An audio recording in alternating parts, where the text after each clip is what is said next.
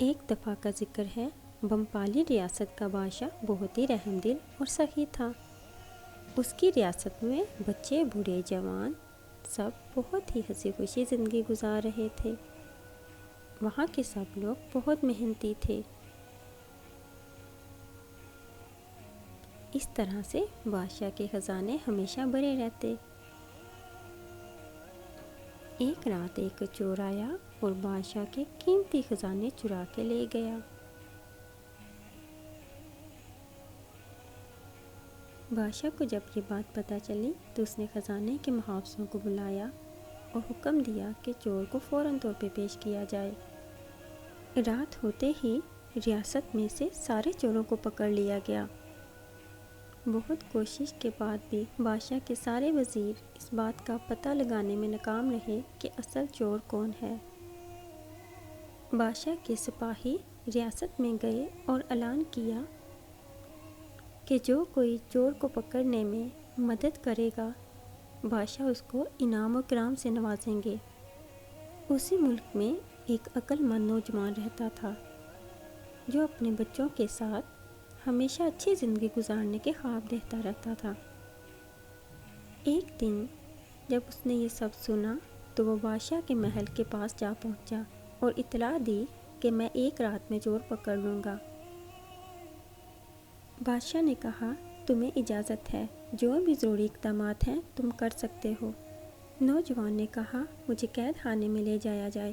وہاں اس نے قید خانے کے سپاہیوں کو کہا، مجھے 4 فٹ کی بانس کی چھڑیاں لا کے دی جائیں۔ عقل مند نوجوان نے کہا، یہ جادو کی چھڑیاں ہیں۔ صبح ہوتے ہی چور کی چھڑی 2 فٹ تک بڑھ جائے گی۔ یہ کہہ کے دوبارہ قید میں ڈال دیا گیا سبھی چوروں کو۔ چور پوری رات بہت پریشان رہا۔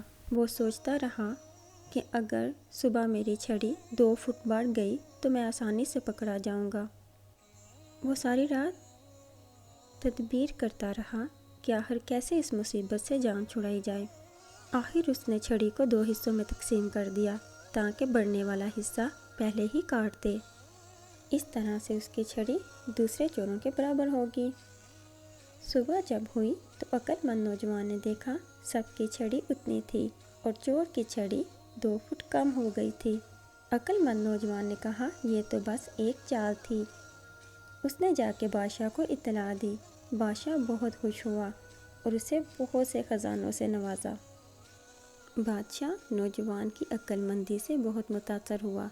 اس نے نوجوان کو کہا، آج رات تم اور میں شاہی میز پر جمع ہوں گے۔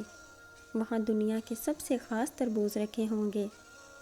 ان میں ایک تربوز کے اندر زہر ہوگا۔ میں جون سا تربوز چاہوں کھا سکتا ہوں کیونکہ میں بادشاہ ہوں اور مجھے یہ بھی پتہ ہے کہ اس تربوز میں زہر ہے۔ تم اپنے آپ کو اس سچویشن سے کیسے باہر نکالو گے؟ آج رات کا کھانا ہم ساتھ کھائیں گے اور وہ بھی تربوز۔ نوجوان بہت پریشان ہو گیا کہ آخر کیسے اس مسئلے سے نپٹا جائے۔ پھر اس نے اس مسئلے کا حل نکالا اور سپاہی کو پیغام بھجوایا کہ میں کھانا کے لیے تیار ہوں۔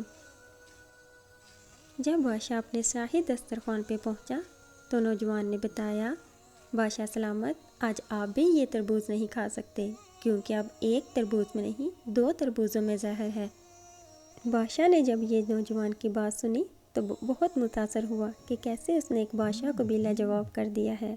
اس نے عقل مند نوجوان کو بہت سے خزانے دیے اور رہنے کے لیے ایک بڑا سا گھر دیا جہاں وہ اپنی بیوی بچوں کے ساتھ ہنسی خوشی زندگی گزارتا ہے۔ اب ان کے پاس کھانے پینے اور سونے چاندی کے ڈھیر لگے رہتے ہیں۔ جی تو پیارے بچوں، اگر ہم اپنی عقل کا صحیح استعمال کریں تو ہم کسی بھی مسئلے کا حل تلاش کر سکتے ہیں۔